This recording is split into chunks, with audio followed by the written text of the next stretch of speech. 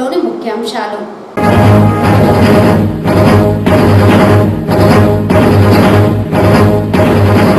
ఆంధ్రప్రదేశ్ రాష్ట్రాన్ని ఆదర్శవంతంగా నిలిపేందుకు ముఖ్యమంత్రి జగన్మోహన్ రెడ్డి కృషి చేస్తున్నారు.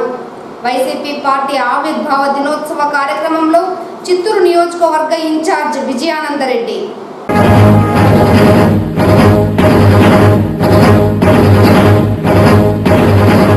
చిత్తూరు నగరపాలక స్టాండింగ్ కమిటీ సమావేశంలో నగర అభివృద్ధికి సంబంధించి పలు కీలక నిర్ణయాలు తీసుకున్నాం. నగర మేయర్ అముద, కమిషనర్ అరుణ వెల్లడి. వార్తల్లోని వివరాలు. దేశంలో ఆంధ్రప్రదేశ్ రాష్ట్రాన్ని ఆదర్శవంతంగా నిలిపేందుకు రాష్ట్ర ముఖ్యమంత్రి జగన్మోహన్ రెడ్డి కృషి చేస్తున్నారని చిత్తూరు వైఎస్ఆర్ కాంగ్రెస్ పార్టీ అసెంబ్లీ నియోజకవర్గ అభ్యర్థి విజయానందరెడ్డి అన్నారు. మంగళవారం వైఎస్ఆర్ కాంగ్రెస్ పార్టీ కార్యాలయంలో ఆ పార్టీ 14వ ఆవిర్భావ దినోత్సవ కార్యక్రమం ఘనంగా నిర్వహించారు.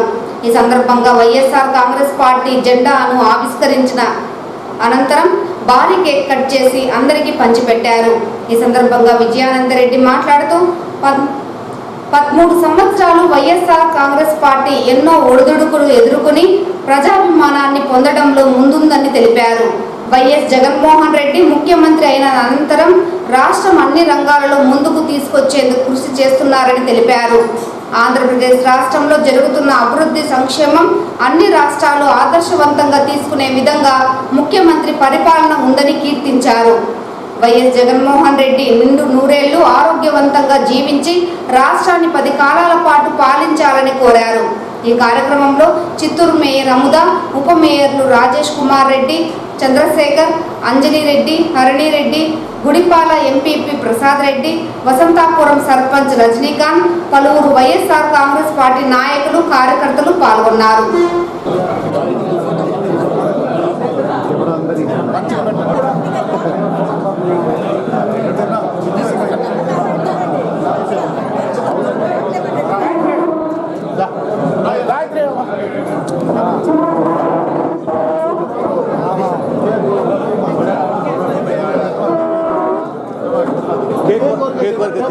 టేబుల్ పైన మైక్ పెట్టి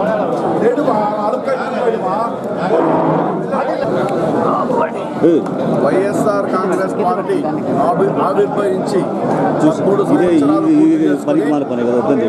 14వ సంవత్సరంలో అడుగుపెట్టిన శుభ సందర్భంగా వైఎస్ఆర్ కాంగ్రెస్ పార్టీకి సంబంధించినటువంటి వీరాభిమానులు, వైఎస్ఆర్ కాంగ్రెస్ పార్టీ సంబంధించి వైఎస్ఆర్ కాంగ్రెస్ పార్టీలో గెలిచినటువంటి పదవులలో ఉన్నటువంటి మేయర్ గారు, డిప్యూటీ మేయర్లు, కార్పొరేటర్లు, జెడ్పీటీసీలు, ఎంపీపీలు, పంచాయతీ ప్రెసిడెంట్లు, ఎంపీటీసీలు, అనేక హోదాల్లో ఉన్నటువంటి నాయకుల సమక్షంలో ఈరోజు మేమందరం కూడా సంబరాలు చేసుకోవడం జరిగింది. మనం చూస్తే 13 సంవత్సరాల క్రితం వైఎస్ఆర్ కాంగ్రెస్ పార్టీ అనేది ఒక బీజం. ఆ బీజం నుంచి బీజంగా ఉన్నప్పుడే దాన్ని చీమలు తినాలని చాలా కష్టపడ్డాయి చీమల బారి నుంచి తప్పించుకున్న మా నాయకుడు చిన్న మొక్కగా ఎదిగాడు. ఆ మొక్క అయ్యేటప్పటికీ మేకలు, గొర్రెలు తినాలని చూశాయి. ఆ మొక్క నుంచి కూడా తప్పించుకొని ఏకంగా వృక్షమైనాడు. ఆ వృక్షం నీడలో మేమందరం కూడా ఈరోజు చల్లగా ఉన్నాం, చక్కగా ఉన్నాం, ఆనందంగా ఉన్నాం. కాబట్టి అటువంటి మహానుభావుడు 100 సంవత్సరాలు సంపూర్ణంగా జీవించి ఈ రాష్ట్రాన్ని 30 సంవత్సరాలు పాలించి అంతర్జాతీయ స్థాయిలో ఈ రాష్ట్రాన్ని ముందుకు తీసుకోబోతాడని మాకైతే ప్రగాఢ నమ్మకం ఉంది. అది 14 సంవత్సరాలైంది. ఈ 14 సంవత్సరాల్లో ఎన్నో కష్టాలు ఎదుర్కొని మన నాయకుడు ఎన్నో కష్టాలు పడి మన కోసం, ప్రజల కోసం ఒక స్టాండ్ తీసుకొని ఈరోజు సీఎంగా ఉండి ఆయన ఏ కష్టాలు అయితే చూసినాడో ఆ కష్టాన్ని, ప్రతి కష్టాన్ని ప్రజలకి లేకుండా దూరం చేయాలని ఆ సంకల్పంతో పార్టీ పరిపాలన చేస్తున్నాడు. అలాంటి వ్యక్తిని మళ్ళీ ఎలక్షన్ వచ్చింది, ఇంకా 1 month లో ఎలక్షన్ అయిపోతుంది.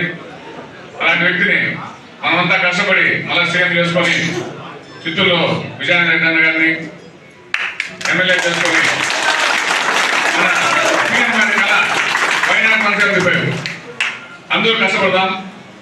కష్టపడితే ఫలితం వస్తుంది. కష్టపడినప్పుడు రాదు. కాబట్టి మన సీఎం గారి కళ కోసం ప్రతి ఒక్కరు కష్టపడి ఆయన కళను నెరవేర్చేదానికి మన సాయశక్తులు దానికోస్తాము. అలాంటి వ్యక్తి ఉంటే మనకు మన వీణ అలాంటి వ్యక్తి ఉంటే చిత్తూరుకి అందరికి మంచి జరుగుతుంది. కాబట్టి ప్రతి ఒక్కరు ఈ రోజు నుంచి ఈ 40 రోజులు మంది కాదు పార్టీది.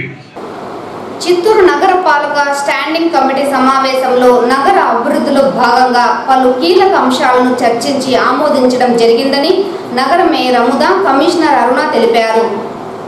చిత్తూరు నగర పాలక సంస్థ స్టాండింగ్ కమిటీ సమావేశం మంగళవారం నగర పాలక కార్యాలయంలో నిర్వహించారు. మేయర్ అముదా, కమిషనర్ అరుణ, స్టాండింగ్ కమిటీ సభ్యులు, డిప్యూటీ మేయర్ చంద్రశేఖర్, శోభ, సహదేవన్లు పాల్గొన్నారు. స్టాండింగ్ కమిటీ సమావేశంలో పలు అంశాలపై చర్చించి ఆమోదించారు.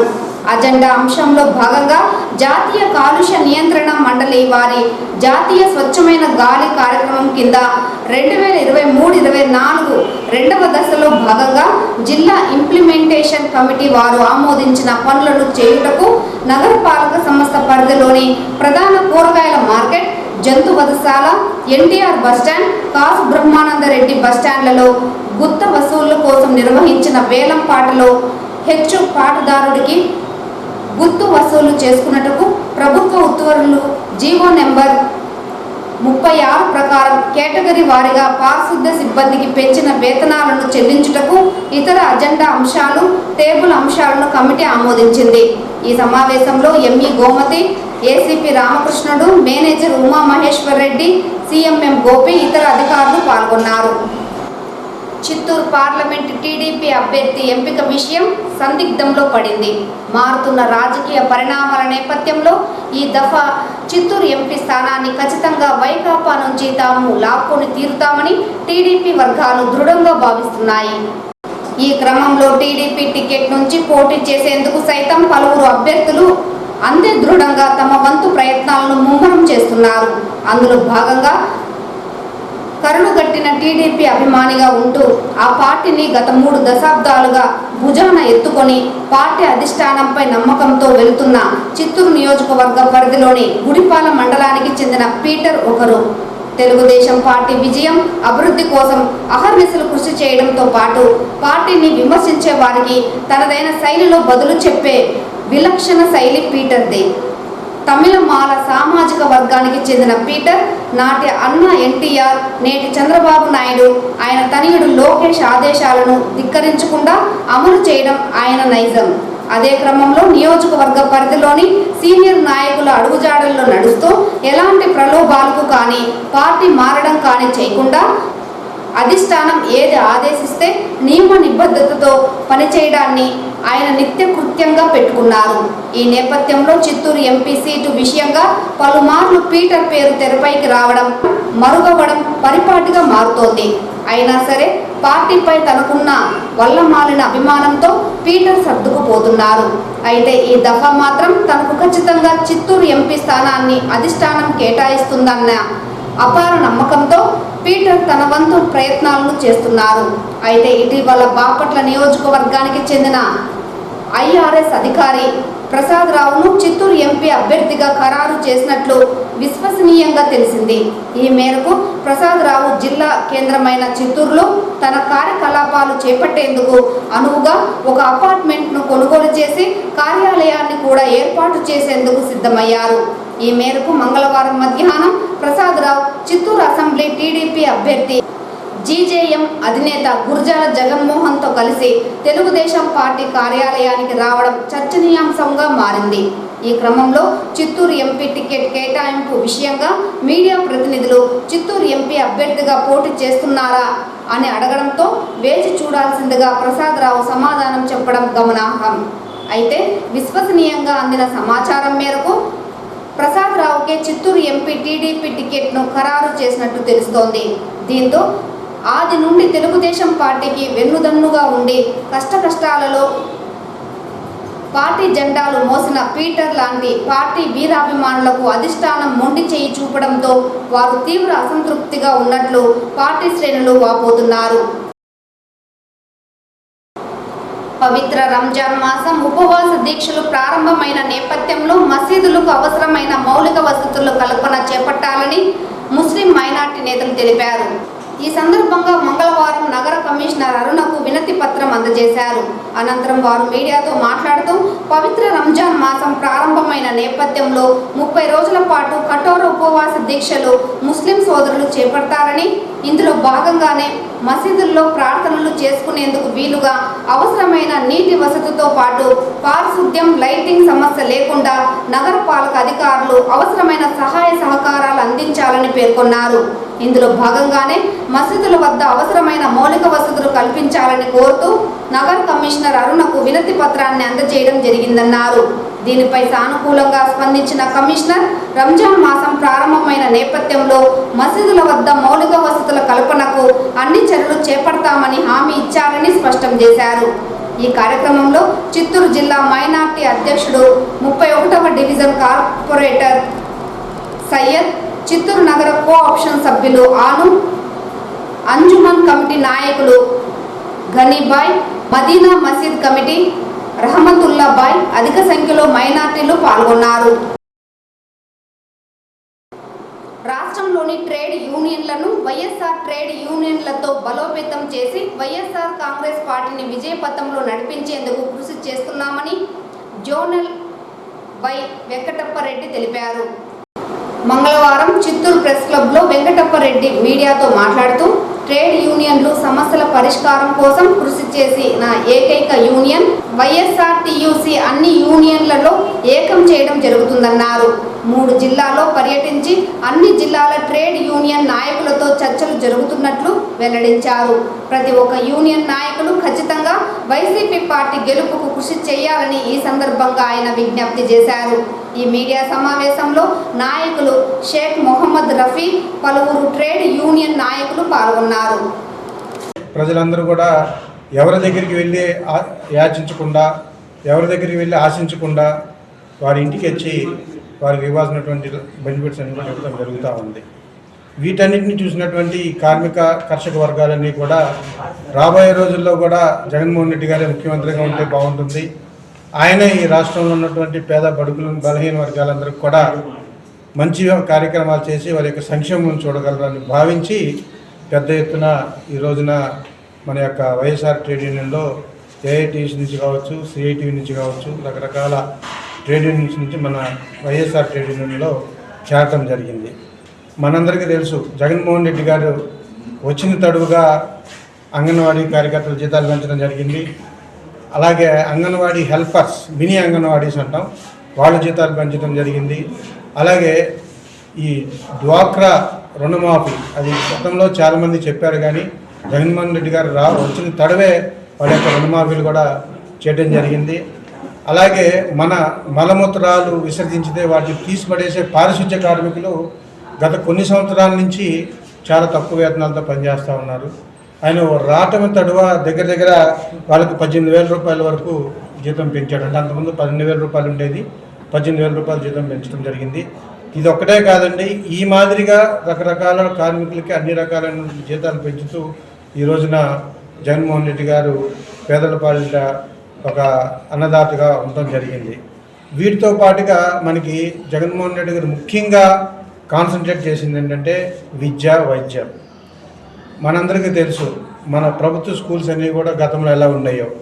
నాడు నేడు కార్యక్రమం కింద గతంలో ఉన్నటువంటి స్కూల్స్ అన్నింటిని కూడా దాదాపుగా నాకు తెలిసి 78,000 కోట్ల రూపాయలతో వాటిని అన్నింటినీ కార్పొరేట్ స్కూల్స్ మాదిరిగా తయారు చేసి పిల్లలందరూ కూడా మంచి చదువు అందిస్తూ ఉన్నాడు.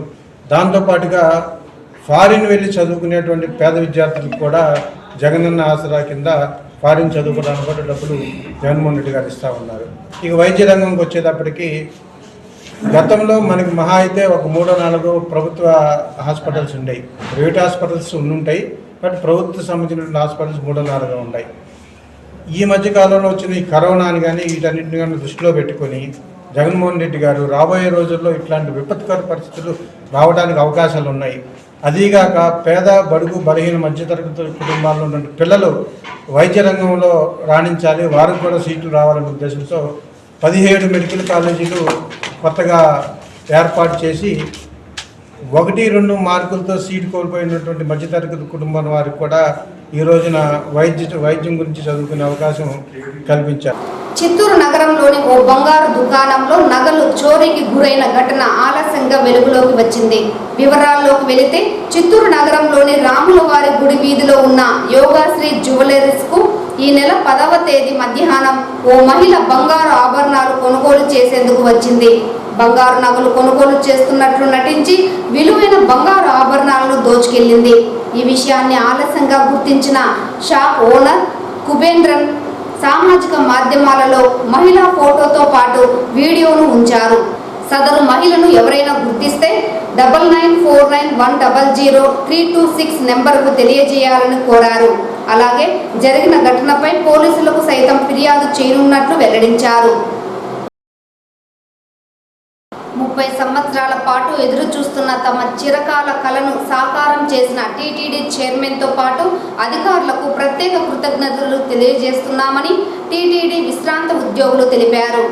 ఇంటి స్థలం తమ జీవితానికి భరోసానిచ్చిందని 30 ఏళ్ల పాటు ఎదురు చూసిన ఆనంద క్షణాలు ప్రస్తుతం ఆవిష్కృతమయ్యాయని ధర్మకర్తల మండలి చైర్మన్తో పాటు అధికారులను జీవితాంతం గుర్తుంచుకుంటామని టీటీడీ విశ్రాంత ఉద్యోగులు ఆనందం వ్యక్తం చేశారు.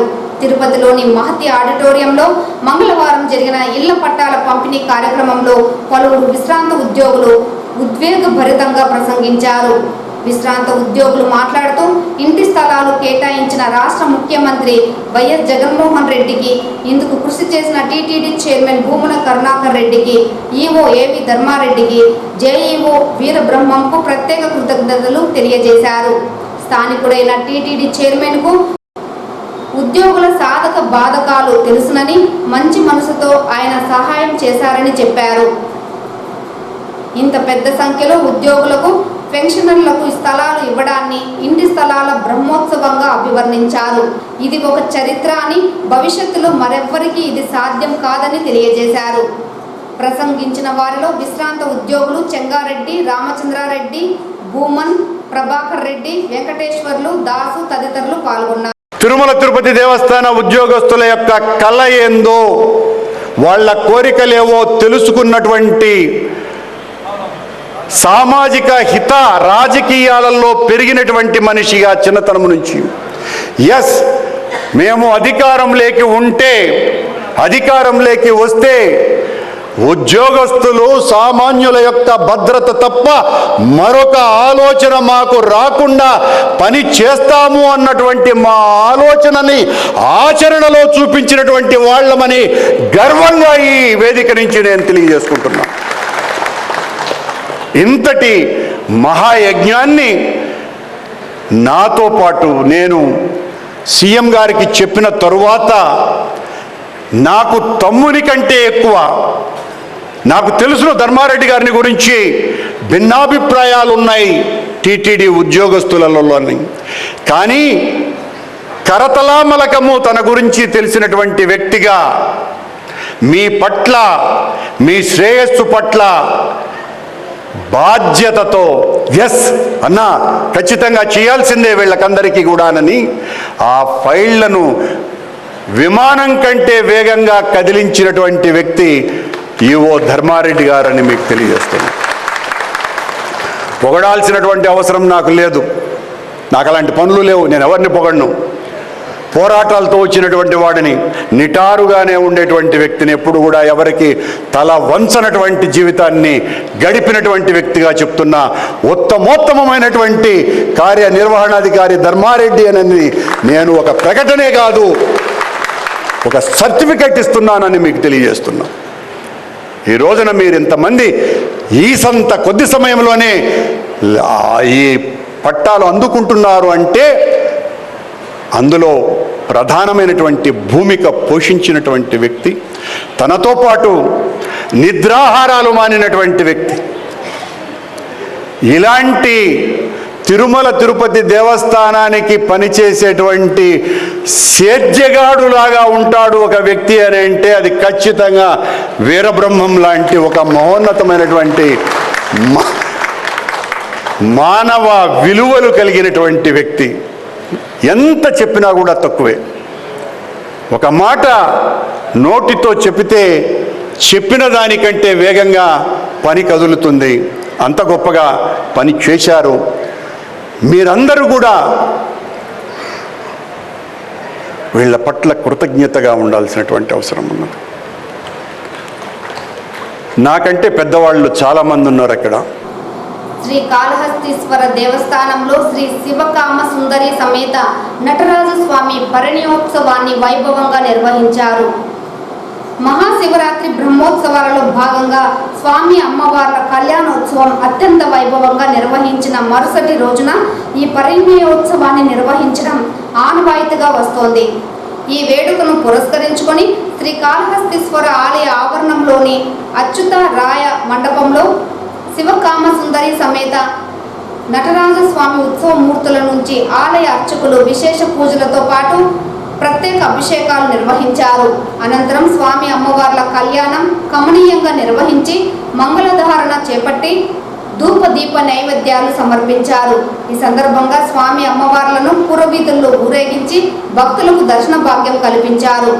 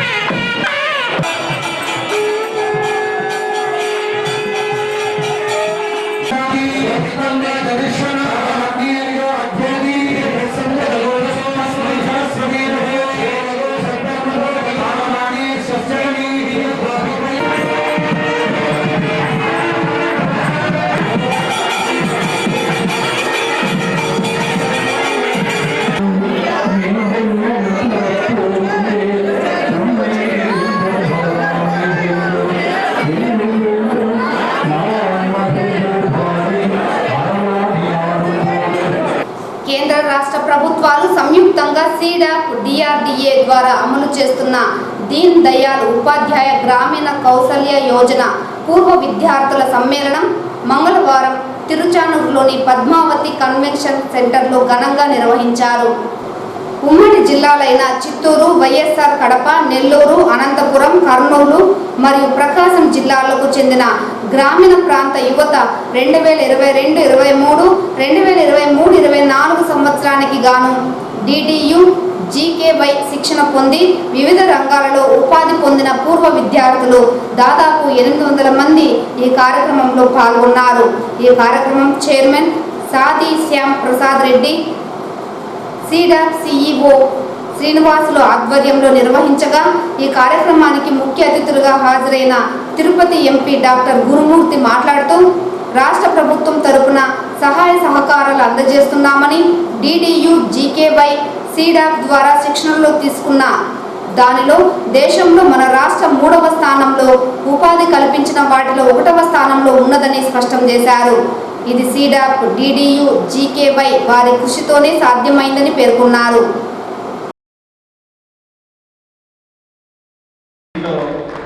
మీ స్కిల్ డెవలప్మెంట్ కార్పొరేషన్ సీడాప్ యొక్క కృషి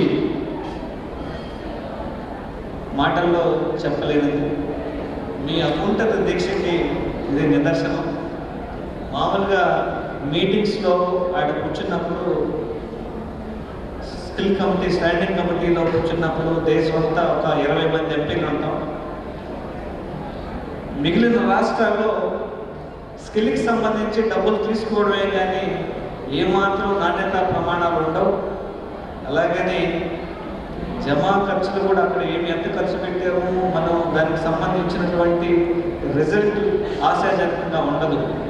కానీ మన రాష్ట్రంలో గౌరవ ముఖ్యమంత్రి వారి యొక్క లీడర్షిప్లో పనిచేస్తున్నటువంటి స్కిల్ కార్పొరేషన్ మాత్రం అత్యంత నిబద్ధతతో పనిచేస్తూ ఈరోజు 76,000 మందికి పైగా మీరు ట్రైనింగ్ ఇస్తే 52,000 మందిని సక్సెస్ఫుల్గా వాళ్ళ కాళ్ళ మీద వాళ్ళు నిలబడుకోవడానికి వాళ్ళకి వెనకుండి మీరు ధైర్యాన్ని నింపి సక్సెస్ఫుల్గా 52,000 మందిని ఈ రాష్ట్రంలో ప్లేస్మెంట్స్ ఇచ్చారని అంటే చాలా చాలా గొప్ప సంగతి. 52,000 కుటుంబాలని మీరు నిలబెట్టినట్టు. ఇదే కాకుండా జపాన్, జర్మనీ, యుఏఈ వంటి దేశాలతో మీరు టైఅప్ చేసుకొని ఇక్కడ ఉన్నటువంటి యువతకి అబ్రాడ్లో కూడా మంచి భవిష్యత్తును కల్పించడానికి వాళ్ళ యొక్క విదేశాల్లో వెళ్ళి ఉద్యోగాల్ని సంపాదించుకొని ఇంకా ఎక్కువగా ఆర్థికంగా వాళ్ళు ముందుకెళ్ళడానికి సహకరించబోతున్నందుకు ముందుగా మీ అందరికీ థ్యాంక్ యూ సార్. సామాన్య భక్తులను దృష్టిలో ఉంచుకొని తక్కువ ధరకే నాణ్యమైన ఆహారం అందించే విధంగా ఏపీ టూరిజం ఆధ్వర్యంలో 3 కొత్త రెస్టారెంట్లను అందుబాటులోకి తీసుకొచ్చారు. తిరుమలలో 3 ప్రాంతాలలో పర్యాటక శాఖ మంత్రి రోజా టూరిజం హోటల్స్ను రోజా ప్రారంభించారు. రిబ్బన్ కట్ చేసి రెస్టారెంట్లో అల్పాహారాన్ని స్వీకరించారు. అనంతరం మీడియాతో మాట్లాడుతూ స్టార్ హోటల్ స్థాయిలో రూపురేఖలు మార్చి తిరుమలలోని అన్నమయ్య భవన్, బాలాజీ, నారాయణగిరి టూరిజం హోటల్స్ను భక్తులకు అందుబాటులో తెచ్చామన్నారు. తక్కువ ధరకే నాణ్యమైన ఆహారాన్ని భక్తులకు అందిస్తామని తెలిపారు. బోర్డు నిర్ణయించిన ధరలకే విక్రయాలు చేయనున్నామని తెలియజేశారు. తక్కువ ధరకే హోటల్స్ను ఏపీ టూరిజంకు లీజుకు ఇచ్చిన టీటీడీకి ధన్యవాదాలు తెలిపారు. ఈరోజు 3 రెస్టారెంట్స్ని ఓపెన్ చేస్తున్నాం. సో ఇక ఇబ్బందే లేదు. ఎవరు తిరుమలకు వచ్చినా దర్శనం అయిన వెంటనే లేదా దర్శనానికి ముందు సో అన్నమయ్య, నారాయణగిరి, బాలాజీ రెస్టారెంట్స్, అలాగే మా హరిత రెస్టారెంట్. సో వాటికి వచ్చి క్వాలిటీ ఫుడ్ చక్కగా భోంచేసి ఫ్యామిలీతో ఎంజాయ్ చేయండి. సో ఇంత మంచి హోటల్స్ని మాకు తక్కువ ధరకు లీజ్కి ఇచ్చినందుకు టీటీడీ బోర్డ్కి, అలాగే చైర్మన్ గారికి, ఈఓ గారికి హృదయపూర్వకంగా ధన్యవాదాలు తెలియజేసుకుంటున్నాను. అన్ని చోట్ల కూడా తిని చూస్తే మీకే అర్థమవుతుంది. సో ఇప్పటికే మీకు ఒక ఐడియా వచ్చేసి ఉంటుంది. ఎందుకంటే మేము చెప్పడం కాదు, మేము చెప్తే వచ్చేవాళ్ళు తిన్న తర్వాత వాళ్ళు ఎలా ఫీల్ అయ్యి మౌత్ పబ్లిసిటీ చేస్తారో దాన్ని బట్టే ఇన్కమ్ ఉంటుంది. సో ఆల్రెడీ హరితాలో మనం చక్కటి క్వాలిటీతో అందించాం. ఈరోజు స్టార్ హోటల్ రేంజ్లో ఇక్కడ మీరు చూస్తే అన్ని హంగులతో క్వాంటిటీ కూడా ఎక్కువగా ఇస్తూ తక్కువ ధరకి, ఎందుకంటే టీటీడీ బోర్డు నిర్ణయించింది కాబట్టి ఇంత తక్కువ ధరకి ఇంత మంచి ఫుడ్ అందుబాటులో ఎక్కడా కూడా ఉండదు. అది నేను ఛాలెంజ్ చేయగలను. తిరుమల శ్రీవారిని ఈరోజు ఉదయం వీఐపీ విరామ సమయంలో సినీ నటుడు రజనీకాంత్ కుమార్తె దర్శించుకున్నారు. శ్రీవారి దర్శనార్థం తిరుమలకు విచ్చేసిన ఆమెకు ఆలయ అధికారులు స్వాగతం పలికి దర్శన ఏర్పాట్లు చేశారు. అనంతరం రంగనాథ మండపంలో వేద పండితులు వేద ఆశీర్వచనం చేసి స్వామివారి తీర్థ ప్రసాదాలను అందజేశారు.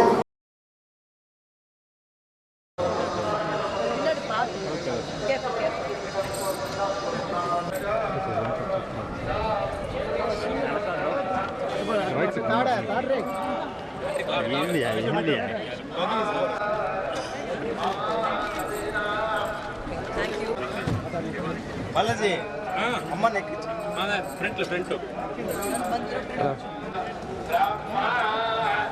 ఈ వార్తలు ఇంతటితో సమాప్తం. నమస్కారం.